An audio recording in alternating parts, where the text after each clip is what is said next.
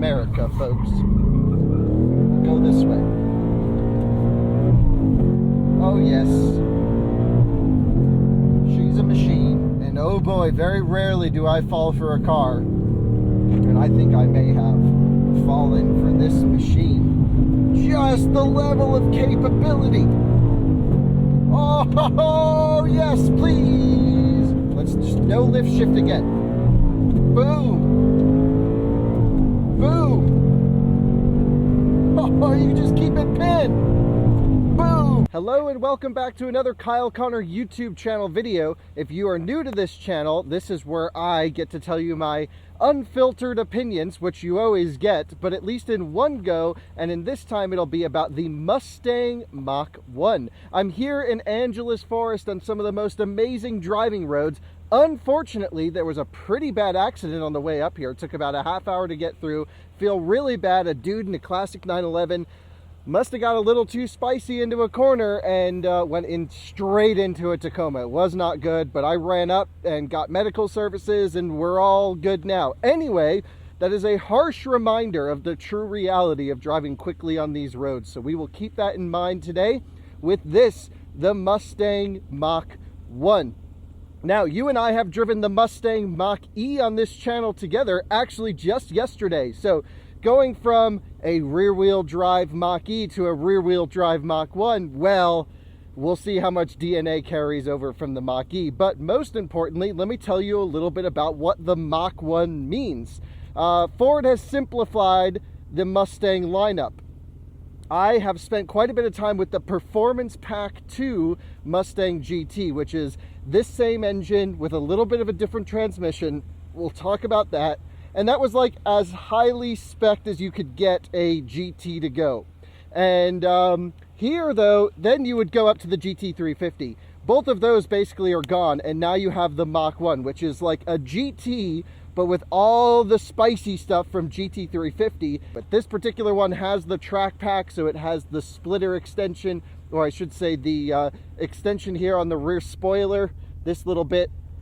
It claims to have an extended front lip, at least in the window sticker. Maybe that's this, maybe it's not. I'm not sure. I thought it was a stick-on piece. Could be wrong. This is painted in the best color ever, fighter jet gray. When I order my Morgan three-wheeler one day, this is the color I want to have the car in. Anyway, 480 horsepower, 5-liter V8 Coyote motor, going through now a Tremec transmission. This is the GT350's transmission, not the MT82 out of the GT, which is a not so good transmission. Some people say it's terrible. I wouldn't say it's terrible or like the worst thing ever. I would still get it over the automatic, but this is by far a superior transmission. You can do quick shifts, no lift shift. We'll demonstrate that. Big ass brakes, big ass tires. Take a look at the compound on these tires too. Just super nice and sticky. Absolutely love it. We're on some Michelins, of course. And, you know, honestly, having Cup 2s up here on this road is just mind-bending how capable this vehicle can be. It's truly impressive. Just before I got it, it was out on a track shoot and they toasted the tires in the middle. And so I said, well, you know, I'm probably going to do the same thing. So keep them. Nice. Seatbelt on. Because we have the adjustable the adjustable exhaust, we can put it from quiet to track. We're actually camping at the top of this hill today, so I put it in quiet start this morning, and it was really reasonable. I thought it was great. I have the car in sport mode, not track mode. I did drive on the way down to shoot this. It's so cool, actually sleeping up right near Newcomb's. And track was a bit too aggressive. Sport Plus seems to be good. I wish there was a way I could run everything in Sport Plus, but with the suspension and comfort. I would prefer that, but I still think Sport Plus is more than manageable on a road like this. Let's just go advanced track off. Literally no one around, which is awesome. And we'll do a quick launch. I'll crack the window so you can hear how good it sounds. And, you know, maybe we'll do more than a launch. We'll just do a little smoky start. What do you say?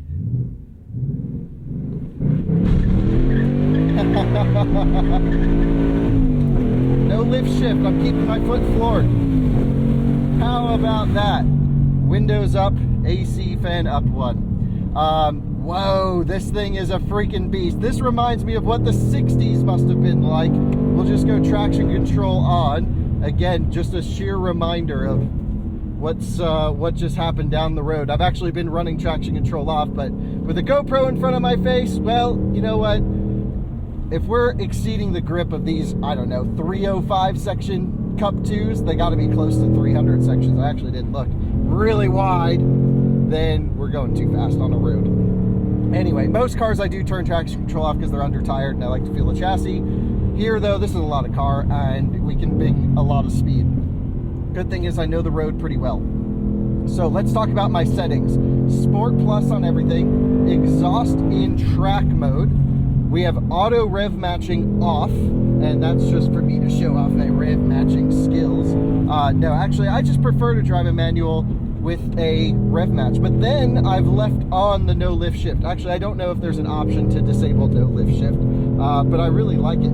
This road is a third gear road in this car. Some straightaways, if you're really on it, you can hit forward. We upshifted a little early there. And man, is this thing just a brute. Seriously impressive performance. So this reminds me a lot of the Performance Pack 2 Mustang, as it should, but better. So last year I spent like a week of just canyon carving in a Performance Pack 2 Stang.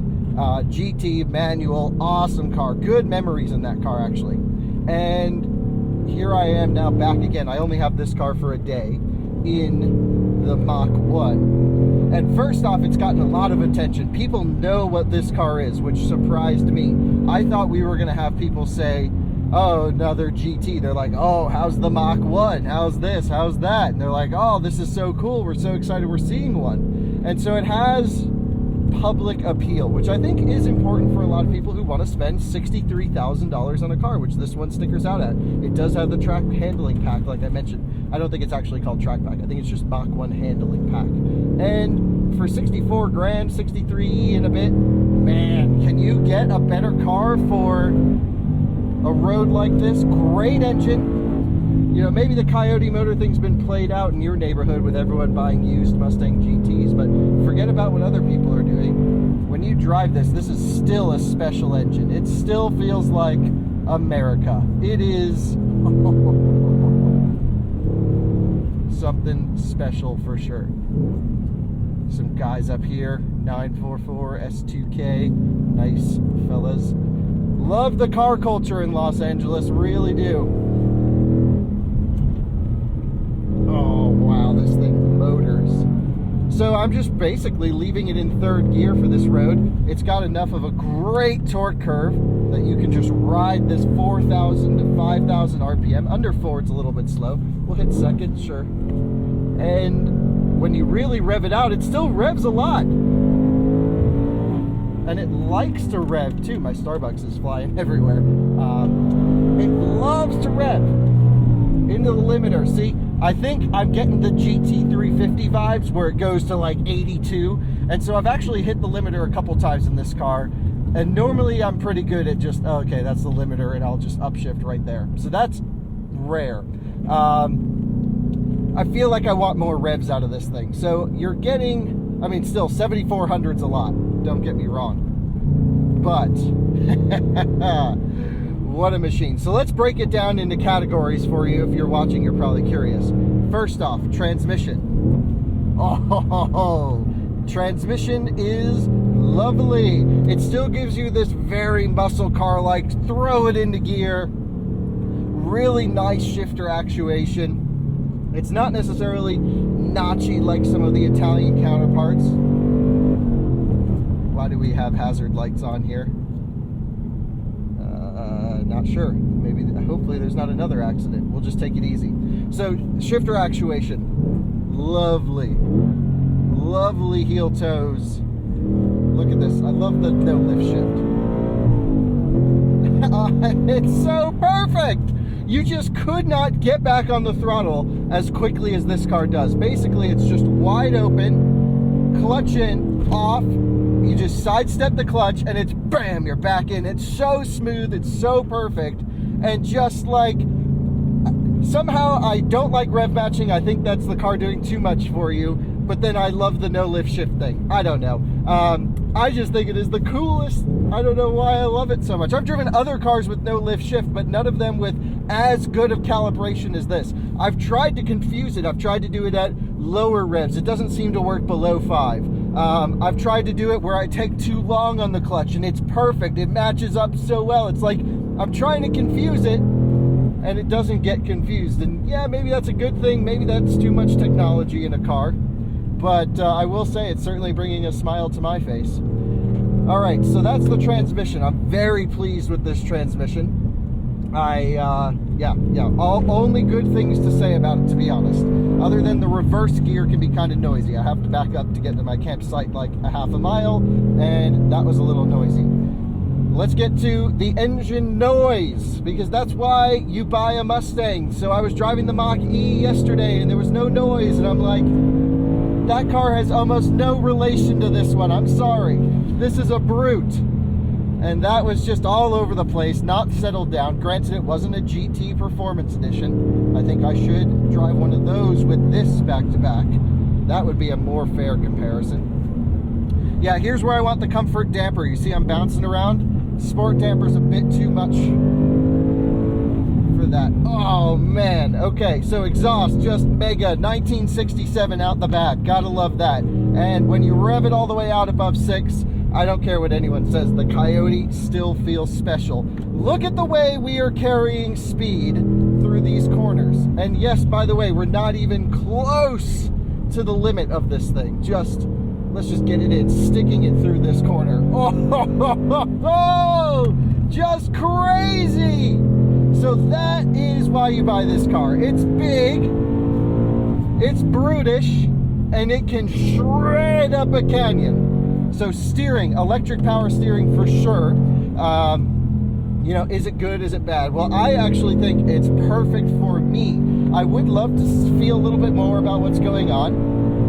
Very rarely do I watch car reviews before I review a car, just so I have my own opinions. But I was planning on going on the Smoking Tire podcast today with Matt Farah, and I wanted to hear his opinions of the car, so I listened to it. I shouldn't have done that, because now I feel like I'm repeating what he's saying. But that's okay. I have my own opinions, of course. He said the car tram-lined a lot, like it just got stuck in the ruts of the road. I did not notice it that badly, to be honest. I drove it all the way down to Irvine, back up to here on some pretty terrible roads. I'm not saying there was no tram-lining. There definitely was. But I don't think it was to the extent that he made it sound. Now, granted, I don't know what roads he was on. Maybe he experienced something different, but I thought it was more than livable, and I thought it was fine. Up here, though, the steering is great. I love the turn-in. That was limited front tire grip. Love the turn-in. Love how you can just lean on this thing. It's very precise in its steering. Oh, this is cool. The brakes, fantastic. I've been pounding this car up and down this hill for the last 12 hours throughout the night, just testing it out, and they have held up. I got a little bit, got them a little bit toasty, but the pedal still stayed firm. I enjoyed that. Oh, this is so cool. The clutch with the transmission, I should mention, I think is really nice. Very easy to daily. I drove it in traffic all day yesterday, and I thought it was very well calibrated. Like the pedal travel. I prefer a longer clutch. I like the actuation point. Oh my gosh, we've caught up to the Porsche Club. They left like way before us. I think the guy in the back was one of the ones who had the accident. He's obviously still back there on the side of the road. But yeah, so very pleased with the inputs here are all great. The seats seem to work really well for me. No lumbar, as everyone has mentioned, but I fit perfectly. I like how the headrests are a little bit farther back, which means if I had a helmet on, I'm not going to be looking down the whole time. Really enjoying the cabin experience. I love Mustang cabins, and this is no exception. So you got your signal on like you're going to pull over. You're an enthusiast because you're here with the Porsche Club, but I don't see you pulling over. And I'm back here and I want to go quickly. So I think this is how normal enthusiasts drive, and then we come through bombing. So not gonna pull over, really. Okay, well, let's just turn all the safety stuff off, shall we? And advanced track off.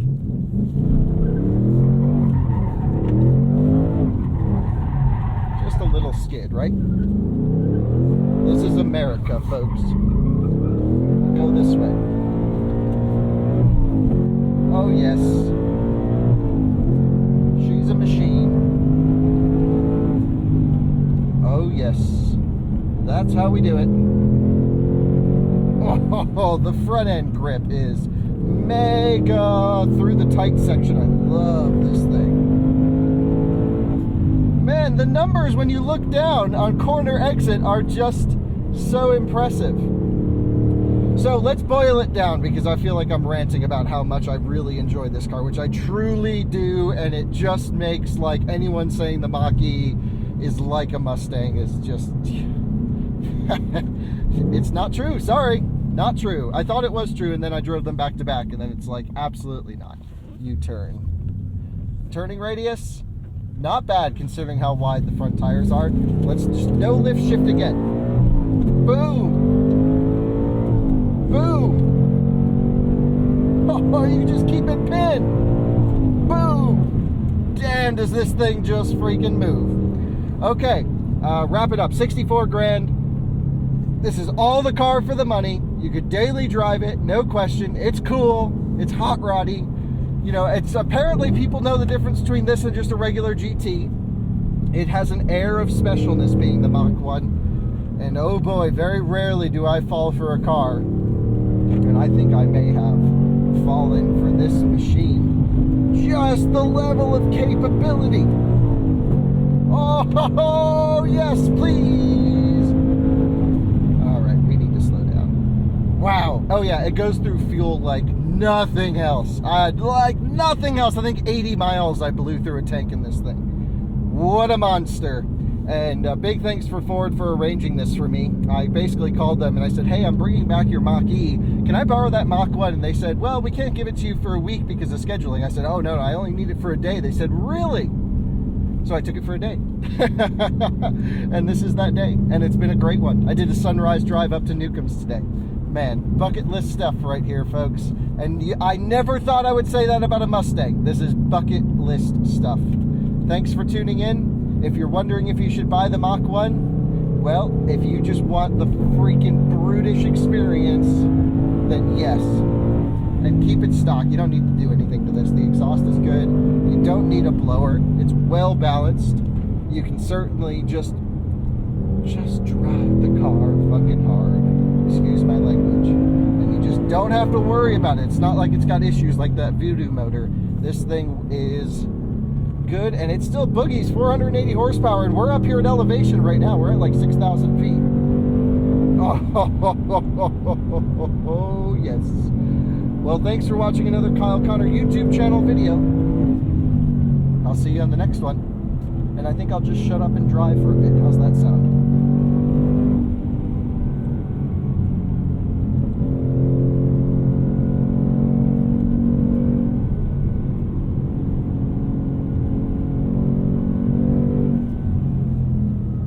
Level low, of course, all the time.